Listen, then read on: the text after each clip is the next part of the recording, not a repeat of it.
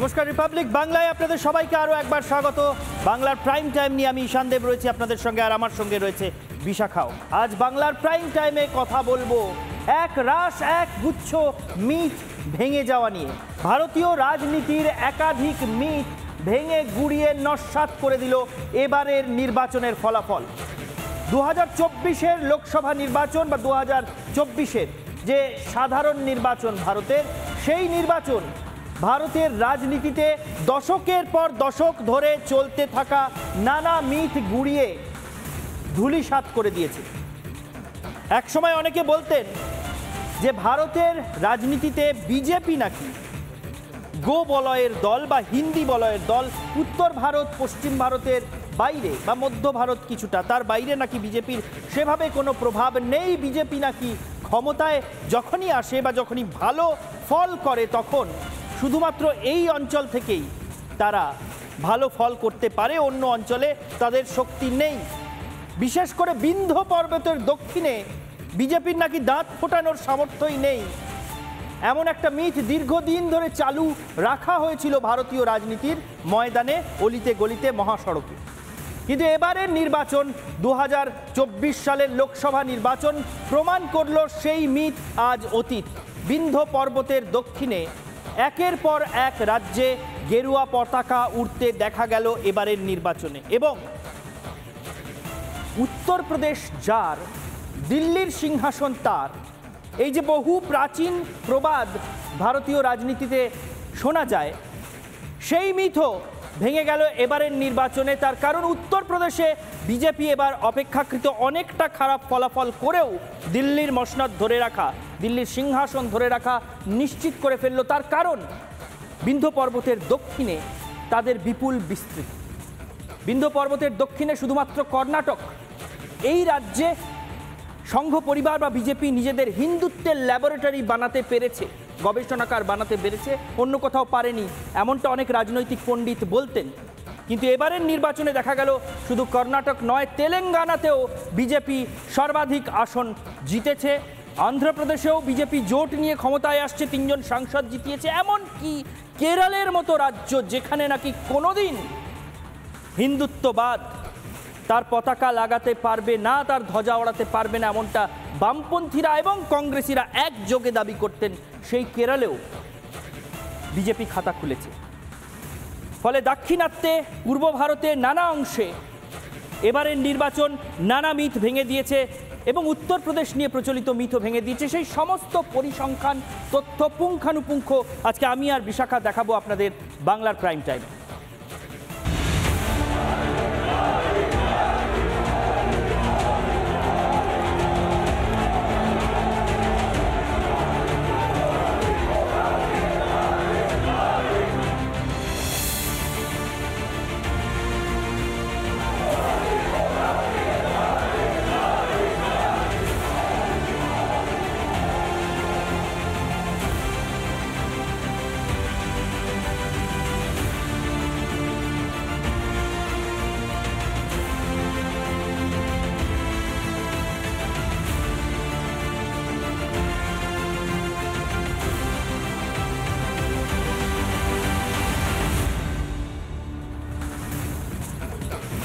বাংলার প্রাইম টাইমে আমরা প্রথমেই বলছিলাম মিথ ভাঙার গল্প।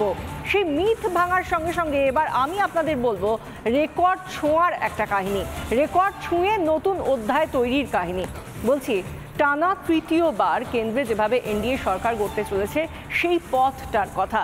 টানা 3 বার পর পর প্রধানমন্ত্রীর মুখ হিসেবে আমরা দেখতে চলেছি কাকে? নরেন্দ্র মোদীকে। আমরা আজকে দেখলাম এনডিএ শরিকদের সঙ্গে, সেখানে অবশ্যই নরেন্দ্র মোদীও উপস্থিত ছিলেন। সে একটি বৈঠক দেখলাম, টানা 2 ঘন্টা ধরে প্রধানমন্ত্রীর বাসভবনে সেই বৈঠকটা চলল, এবং সেই বৈঠকে শরিক দলের নেতারা তো ছিলেন জেপি নাড্ডা, তার নেতৃত্বাধীন এই বৈঠকটি হলো, এবং সেখানে আমরা দেখলাম পাশাপাশি শরিকদের সঙ্গে বসে রয়েছেন হাসিমুখে প্রধানমন্ত্রী নরেন্দ্র মোদী। আজ প্রধানমন্ত্রী গিয়ে রাষ্ট্রপতির কাছে, রাষ্ট্রপতি দ্রৌপদী মুর্মুর কাছে তিনি ইস্তফাপত্রও দিয়ে এসেছেন, এবং রাষ্ট্রপতি দ্রৌপদী মুর্মু তিনি অনুরোধ করেছেন যতদিন না পর্যন্ত নতুন সরকার গঠন হচ্ছে ততদিন পর্যন্ত যাতে প্রধানমন্ত্রীর দায়িত্বভার সামলে নিয়ে যান প্রধানমন্ত্রী নরেন্দ্র মোদী। এবং এই যে আমরা বলছি রেকর্ড ছোঁয়ার কথা, কিসের জন্য বলছি?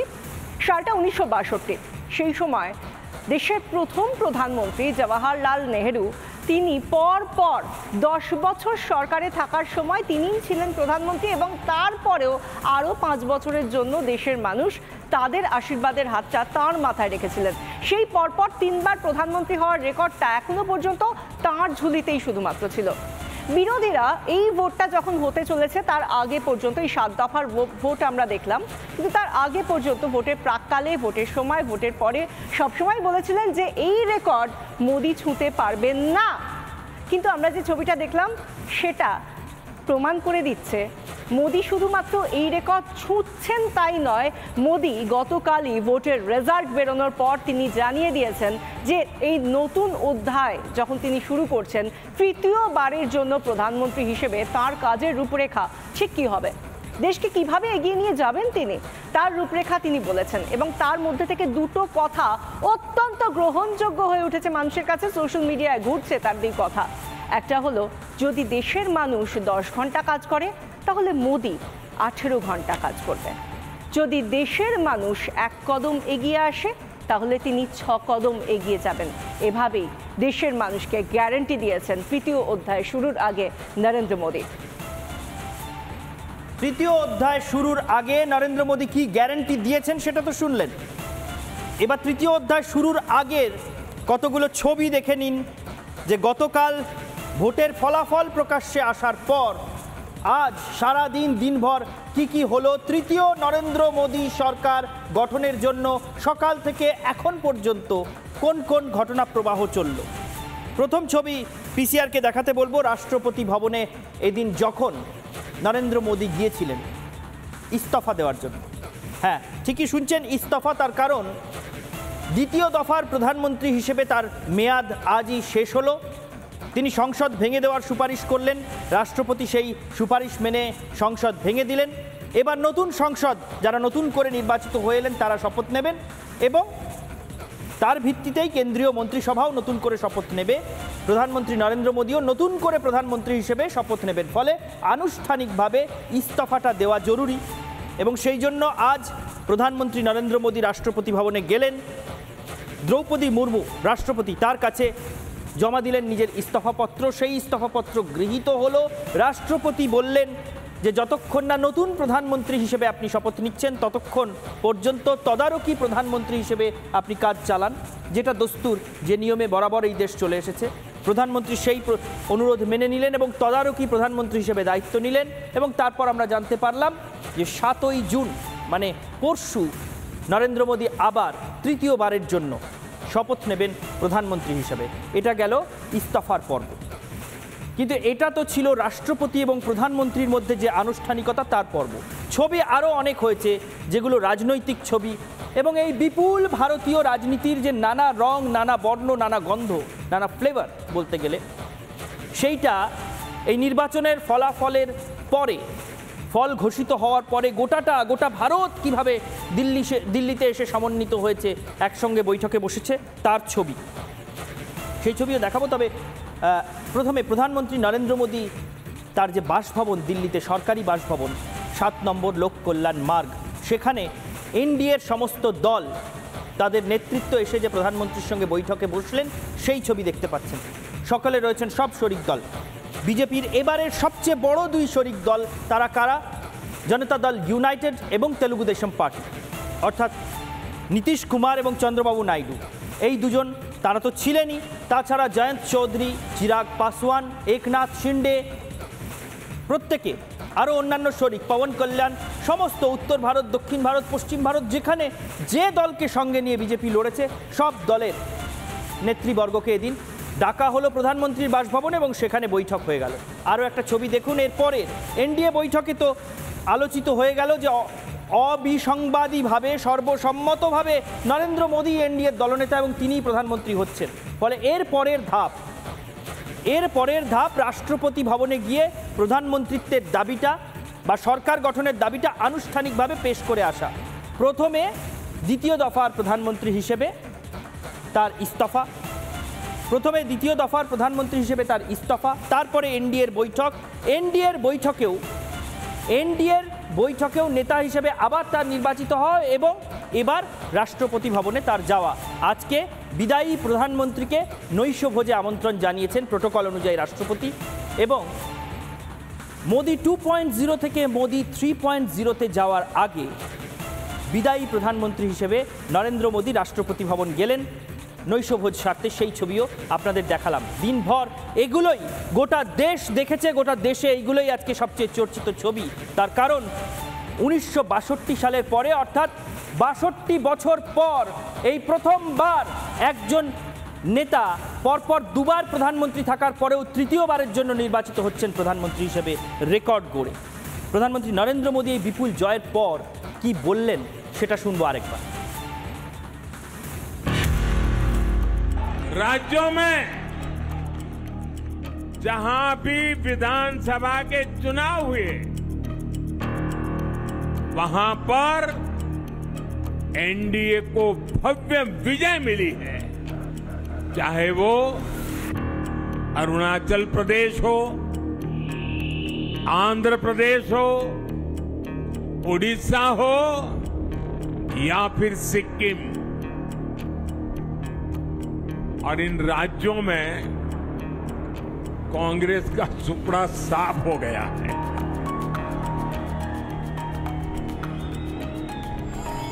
मेरे पास डिटेल तो नहीं है, लेकिन शायद उनको जमानत बचाना भी मुश्किल हो गया होगा। আমরা শুনলাম গতকাল রেজাল্ট আউটের পরে নরেন্দ্র মোদী ঠিক কি বলছিলেন, সেই ছবিটা আমরা দেখালাম এবং তার কথাও আমরা শুনলাম। কিন্তু এর পাশাপাশি আমরা যে রেকর্ডের কথা বলছিলাম, যে রেকর্ড তিনি ছুঁতে চলেছেন তৃতীয়বারের জন্য প্রধানমন্ত্রী হয়ে, সেই রেকর্ডটা ঠিক কীরকম? যেটা বলছিলাম যে 1962 সালের পর কোনো প্রধানমন্ত্রী পরপর 3টে টার্মে প্রধানমন্ত্রী হয়ে থাকতে পারেননি, কিন্তু মোদী পারবেন। কিভাবে পারবেন? এই 77 বছর ধরে যে আমরা গণতন্ত্র উদযাপন করছি আমাদের ভারতবর্ষে, তাতে এই একজন দেশের প্রথম প্রধানমন্ত্রী ছাড়া আর কেউ যা পারেননি। 2024-এ এসে কি করে তিনি পারবেন? কোন কোন সালে এই জওয়াহরলাল নেহরু দেশের প্রথম প্রধানমন্ত্রী তিনি পেরেছিলেন সেটা আপনাদের দেখাবো। টানা 3বার প্রধানমন্ত্রী হওয়ার হিস্ট্রি বা রেকর্ড রেখেছেন এই জওয়াহরলাল নেহরু, দেশের প্রথম প্রধানমন্ত্রী। এবং তারপর তার কোন কোন দফায় তিনি এই 3বার জিতেছেন এবং প্রধানমন্ত্রী হয়েছেন সেটা আপনাদের দেখাই। 1952 সাল, তারপরের লোকসভা নির্বাচনেও তিনিই প্রধানমন্ত্রী 1957, তারপরেও জনতা জনার্দনের আশীর্বাদের হাত তার মাথাতেই ছিল 1962। এই পরপর 3টি ভোটে তিনিই সরকার গড়েছেন, তিনিই সরকারের মুখ অর্থাৎ প্রধানমন্ত্রী হিসেবে থেকেছেন। 62 বছর পর একই কৃতিত্ব নরেন্দ্র মোদীর। যেটা আমরা বলছি যে যেটা বিরোধীরা বারবার বলেছিলেন মোদী পারবেন না, মোদী কোনোভাবেই পারবেন না, কারণ ইন্ডি জোট তাকে দাঁড় করিয়ে দেবে কোনো একটা জায়গায়, যাতে করে তিনি সরকার করতে না পারেন, তিনি সরকারের মুখ বা প্রধানমন্ত্রী হিসেবে না সামনে আসতে পারেন। কিন্তু আমরা দেখলাম কি যে তিনিই পারলেন, এবং তিনি শুধু পারলেনই না, তিনি আগামী দিনে কীভাবে দেশকে এগিয়ে নিয়ে যাবেন তিনি বারবার কথা বলেছেন যে 2047-এর মধ্যে দেশকে ঠিক কোন জায়গায় নিয়ে যেতে চান তিনি। 2047 হয়তো অনেক দূরে, কিন্তু আগামী 5 বছর তিনি কি করবেন তার রূপরেখা তিনি ইতিমধ্যেই তাঁর গ্যারান্টির মধ্যে দিয়েই দিয়েছে। ঈশান, একেবারেই তাই। প্রধানমন্ত্রী নরেন্দ্র মোদী পরপর 3বার প্রধানমন্ত্রী হচ্ছেন, যেটা বিশাখা দেখাচ্ছিল যে রেকর্ড স্পর্শ করে তিনি পরপর 3বার একটানা প্রধানমন্ত্রীর পদে থাকছেন। সেটা কিভাবে সম্ভব হলো, কোন কোন ফ্যাক্টর এটা সম্ভব করলো, একবার সেটা দেখব।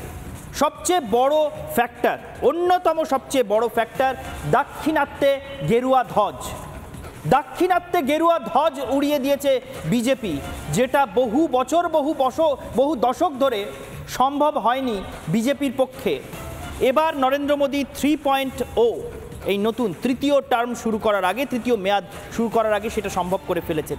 কিভাবে আমরা একবার দেখব যে দাক্ষিণাত্যে কোথায় কোথায় বিজেপি এবার কেমন ফল করলো। দাক্ষিণাত্যে গেরুয়া ধ্বজের দেখুন কর্ণাটকের হিসেবটা প্রথমে দেখাই। কর্ণাটকে এবার যদিও বিজেপির আসন কমেছে সামান্য, কিন্তু তবুও কর্ণাটকে বিজেপি সবচেয়ে বড় দল। 17টা আসন একাই জিতেছে বিজেপি কর্ণাটকে। শুধু কর্ণাটকে নয়, একই সঙ্গে তেলেঙ্গানাতেও বিজেপি সবচেয়ে বড় দল হয়েছে। তেলেঙ্গানায় কিছু মাস আগেই মাত্র কিছু মাস আগে কংগ্রেস সেখানে ক্ষমতায় এসেছে, কিন্তু সেখানে কংগ্রেসও 8টা আসন, বিজেপিও 8টা আসন। তেলেঙ্গানাতে কোনোদিন বিজেপি এত ভালো ফল করেনি, এবার যে ফল বিজেপি করলো, অর্থাৎ দক্ষিণ ভারতের 2টো রাজ্যে বিজেপি এবার সর্বাধিক আসনপ্রাপ্ত দল। একই সঙ্গে অন্ধ্রপ্রদেশেও বিজেপি 3টি আসনে জয়লাভ করেছে। 3টে আসন থেকে পদ্মফুল চিহ্নের প্রার্থীরা জয়ী হয়ে দিল্লিতে পৌঁছচ্ছেন সাংসদ হিসেবে। এটা গেল অন্ধ্রপ্রদেশের হিসেব। কংগ্রেস সেখানে শূন্য হয়ে গিয়েছে, খাতা খুলতে পারেনি। আর কেরল, যে কেরলের কথা শুরুতেই বলছিলাম, যে কেরল নাকি বাম রাজনীতির তথাকথিত কোট আনকোট প্রগতিশীল রাজনীতির সবচেয়ে বড় গবেষণাগার, সেই কেরলেও বিজেপি এবার খাতা খুলল। বিজেপিকে কোনোদিন খাতা খুলতে দেওয়া যাবে না, বিজেপির খাতা বন্ধ করে দিতে হবে, এমন চ্যালেঞ্জ খোদ কেরলের মুখ্যমন্ত্রী নিয়েছিলেন। পিনারাই বিজয়ন এই চ্যালেঞ্জ নিয়েছিলেন। তা সত্ত্বেও কেরলে বিজেপির গতিরোধ করা গেল না। সিপিএম, সেখানকার শাসক দল, তারাও এক, বিজেপিও এক। অর্থাৎ দাক্ষিণাত্যের 4টে রাজ্য থেকে বিজেপি প্রার্থীরা জিতে সংসদে পৌঁছচ্ছেন এবং 2টি রাজ্যে, সেই 4টির মধ্যে 2টি রাজ্যে বিজেপির সর্বাধিক আসন প্রাপক। বলা হতো যে বিজেপি নাকি দক্ষিণ ভারতের, মানে বিন্ধ্য পর্বতের দক্ষিণে দাক্ষিণাত্যে কোনোভাবে দাঁত ফোটাতে পারে না। অনেকদিন ধরে সেই মিথ টিকিয়েও রেখেছিলেন রাজনৈতিক পণ্ডিতরা, কিন্তু এবারের নির্বাচন সেই হিসেব গুলিয়ে দিল। আর সেই হিসেব গুলিয়ে বিজেপি দিতে পারল বলেই উত্তরপ্রদেশে ধাক্কা খাওয়া সত্ত্বেও দিল্লি পৌঁছানোর রাস্তাটা মসৃণই রয়ে গেল, তাই নয় কি বিশাখা? একদমই তাই। তুমি যে কথাগুলো বলছিলে বিভিন্ন রাজ্যে ছড়িয়ে যাওয়া, তার মধ্যে থেকে একটা বিষয় আমি দর্শকদের সামনে তুলে ধরার চেষ্টা করব। বারবারই এটা বলা হয়, এটা একটা মিথই বলতে পারো, যে মিথগুলোর কথা তুমি প্রথমে বলেই শুরু করেছিলে, যে মিথগুলো ভাঙা হচ্ছে বা ভাঙা হয়েছে। এই নির্বাচনে আমরা দেখেছি সেই মিথগুলো ভাঙা হয়েছে। তো সেই জায়গা থেকে দেখতে গেলে এটা বলা হয় যে দিল্লির রাস্তা নাকি উত্তরপ্রদেশ হয়ে যায়, দিল্লির তখ্তে যেতে হলে নাকি উত্তরপ্রদেশে জিতে তবেই সেখানে যাওয়া যায়। কিন্তু এই মিথটাও এবার ভাঙলেন নরেন্দ্র মোদী। কিভাবে? আমরা দেখলাম কি, যে উত্তরপ্রদেশে এবারে ভালো ফল করলো না বিজেপি, বরং অখিলেশের সমাজবাদী পার্টির থেকে 4 আসনে পিছিয়ে রয়েছে বিজেপি সেখানে। কিন্তু তার সত্ত্বেও মোদীর প্রধানমন্ত্রী হিসেবে শপথ গ্রহণে কোনো অসুবিধা বা কোনো বাধা রইল না। তার কারণটা কি? তার কারণ অবশ্যই গত 10 বছর ধরে আমরা যেভাবে দেখেছি, উত্তর ভারতের দল বলে পরিচিত বিজেপি, বিরোধীরা যে পরিচিতি তৈরি করেছে বিজেপির, কিন্তু গত 10 বছরে নিজেদেরকে সারা ভারত জুড়ে ছড়িয়ে দিয়েছে তারা। এবং সেই দিক থেকে আমরা দেখলাম কি, পশ্চিম, পূর্ব, মধ্য, দক্ষিণ পূর্ব এবং পূর্ব ভারতে কিভাবে ছড়িয়ে গিয়েছে। আমরা দেখতে পাচ্ছি বিজেপির জয় জয়কার কোথায় কোথায়। উত্তর ভারতে 58 আসন বিজেপি, 37 আসন সমাজবাদী পার্টির, কংগ্রেসের 18টা আসন। দেখাই যাচ্ছে কোন ফিগারে রয়েছে উত্তর ভারতে বিজেপি। এরপরে উত্তর ভারত থেকে আমরা যদি এর পরের দিকে তাকাই, তাহলে আমরা নজর রাখবো মধ্য ভারতের দিকে। মধ্য ভারতে বিজেপি একাই 39, কংগ্রেস মাত্র 1। এর পাশাপাশি আমরা মধ্য ভারতের পরের প্লেটটায় যাব, পশ্চিম ভারতের দিকে আসি। পশ্চিম ভারতে বিজেপি 50টা আসন আর কংগ্রেসের 23টা আসন। ফারাকটা একেবারে স্পষ্ট, নতুন করে অঙ্ক করে বুঝিয়ে দেওয়ার কোনো প্রয়োজন নেই। এর পরবর্তীতে আমরা দেখি পূর্ব ভারতের দিকে। পূর্ব ভারত 51টা আসনে বিজেপি জয়, মাত্র 6টা আসন কংগ্রেসের। এর পাশাপাশি আমরা পূর্ব ভারতের পাশাপাশি নজর রাখবো একটু কোন দিকে না, উত্তর পূর্ব ভারতের দিকে। উত্তর পূর্ব ভারতে আমরা দেখতে পাচ্ছি 13 আসনে বিজেপির জয়, মাত্র 6টা আসনে কংগ্রেসের জয়। এবং এইভাবেই আমরা দেখতে পাচ্ছি যে কিভাবে নিজেদেরকে গোটা দেশের মধ্যে ছড়িয়ে দিয়েছে বিজেপি, যার জন্য যদি উত্তরপ্রদেশের রাস্তা কোথাও গিয়ে 4টে আসনের জন্য জয়ের পথ থেকে সরেও যায়, তাহলেও তাদের সরকার গড়তে এনডিএর কোনো বাধা থাকে না, মোদির প্রধানমন্ত্রী হওয়ার পথে কোনো বাধা থাকে না, কারণ তারা ওই একটা জায়গায়, একটা অঞ্চলে সীমাবদ্ধ রাজনৈতিক দল হিসেবে আর নেই, তারা এখন গোটা দেশের মধ্যে ছড়িয়ে গিয়েছে বিজেপি। উত্তরপ্রদেশে এই ধাক্কা সত্ত্বেও ভারতের অন্যান্য অঞ্চলে, বিশেষ করে দক্ষিণ ভারত এবং পূর্ব ভারতে বিজেপির এই যে বিপুল জনভিত্তি বৃদ্ধি পেল, তার জন্যই যে দিল্লি পৌঁছানোর জন্য বা দিল্লির সিংহাসন পর্যন্ত পৌঁছানোর জন্য বিজেপিকে আর শুধুমাত্র উত্তর ভারতের দিকে তাকিয়ে থাকতে হচ্ছে না, সে বিষয়ে রাজনৈতিক বিশ্লেষকরাও কিন্তু একমত। আমরা সাংবাদিক নির্মাল্য মুখোপাধ্যায়ের সঙ্গে কথা বলেছিলাম, কি বলছেন তিনি বিজেপির এই দাক্ষিণাত্য বিজয় নিয়ে, শুনবো। আর বিজেপি টার্গেট করেছিল একদম পরিষ্কারভাবে দক্ষিণ ভারত এবং পূর্ব ভারত, এই দুটো। সেখানে ইস্টার্ন ইন্ডিয়াতে উড়িষ্যা সে নিয়েছে, অন্ধ্রপ্রদেশে একটা অ্যালায়েন্স করে সে নিয়েছে, কেরালাতে ইনরোডস করেছে। দেখুন, কেরালাতে ইনরোডস করা একটা বিরাট অ্যাচিভমেন্ট। কেরালাতে রাষ্ট্রীয় স্বয়ংসেবক সংঘের সবথেকে বেশি শাখা আছে, প্রায় 5,500। তামিলনাড়ে ইনরোড করা এটা একটা খুব বড় স্টেপ। বিন্ধ্য পর্বতের এপারে বিজেপির সে অর্থে কোনো পেনিট্রেশন ছিল না। বিজেপিকে বলা হতো কাউবেল্ট পার্টি, কিন্তু বিজেপির ইনরোডস ইন্টু সাউথ এবং BJP inroads into east, this is very very significant. এবং আমার ধারণা বিজেপি যে টার্গেটটা করেছে সেই টার্গেটটা ওরা ফুলফিল করেছে, খুব সাকসেসফুল। রাজনৈতিক দিক থেকে একটা জায়গায় সীমাবদ্ধ না থেকে যদি প্যান ইন্ডিয়া, যেটা আমরা বলি, যে সারা ভারত ব্যাপী ছড়িয়ে যাওয়া যায়, সেটাই কোনো রাজনৈতিক দলের লক্ষ্যমাত্রা হতে পারে।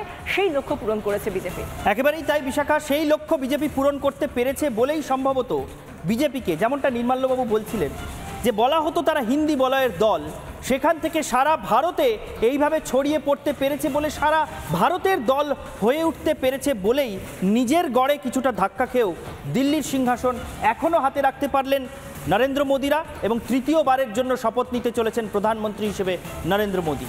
সেই শপথ গ্রহণের দিকেও এবং তার আগের সমস্ত ঘটনা প্রবাহের দিকে আমাদের পুঙ্খানুপুঙ্খ নজর থাকবে। বাংলার প্রাইম টাইম আজকের মতো শেষ করছি এখানেই। দেখতে থাকুন রিপাবলিক বাংলা।